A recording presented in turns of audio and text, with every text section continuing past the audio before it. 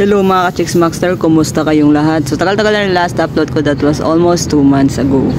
Ang daming ganap, ang daming nangyari sa buhay ko. And I decided na mag-upload ulit para ikwento yung mga naging ganap ko for almost 2 months. So kung makikita nyo, hindi rin updated yung TikTok ko, bihira lang ako nag-update doon, and ito na rin yung YouTube ko. Dahil masyado ako naging busy ako sa mga stuffs and so on sa pananatili ko dito sa Pilipinas. So, before tayo mag-umpisa, kung bago pa lamang kayo dito sa aking channel, huwag magkalimutang mag-like at mag-subscribe. This is Gray Bonet and welcome to my channel. Before we start is magkakaroon muna tayo ng address check. Kung makikita nyo, iba na yung background ko. Ayan o, iba na yung kinalalagyan ko ngayon.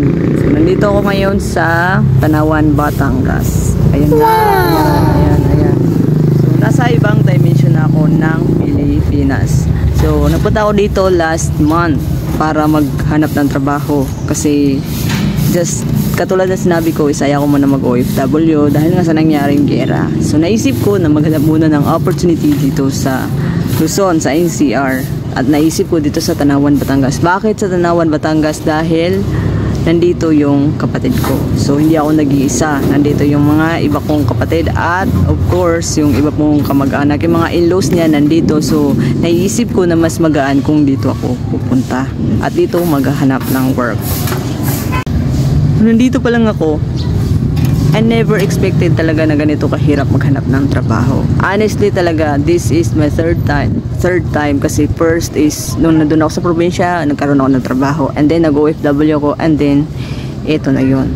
So nahihirapan ako maghanap ng trabaho ngayon. First kasi dito kasi sa Pilipinas, sobrang taas ng standard nila dito.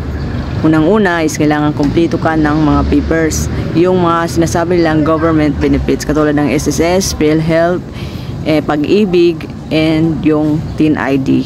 So kailangan naman talaga yun. Alam ko naman talaga yun sa una pa lang. Kaya lang mostly talaga ng mga yun is wala ako. Ngayon magtatanong kayo dati dahil OFW ako, bakit wala akong ganun.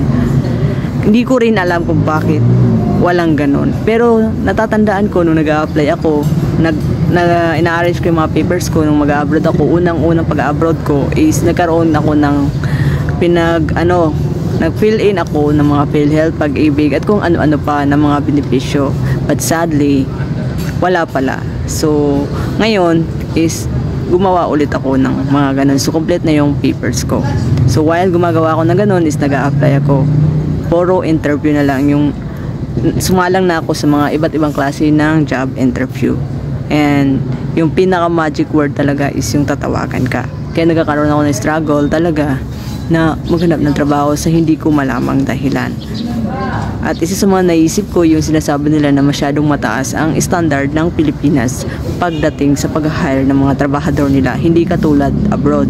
Hindi katulad sa ibang bansa. Kapag nakitaan ka ng potensyal at malakas ka pa is automatic hired ka na. Like for example is in Japan. Kung makikita nyo, Japan, Hong Kong, nakita ko talaga yung mga crew nila doon, service crew is medyo mga nasa 40s na pero malalakas pa, hinahire nila. Pero dito talaga kapag nag-a-apply ka ng service crew, mostly talaga with pleasing appearance and mostly with experience. So kailangan din ng packer. Yun, doon ako nag-fail. Doon ako talaga lumagapak.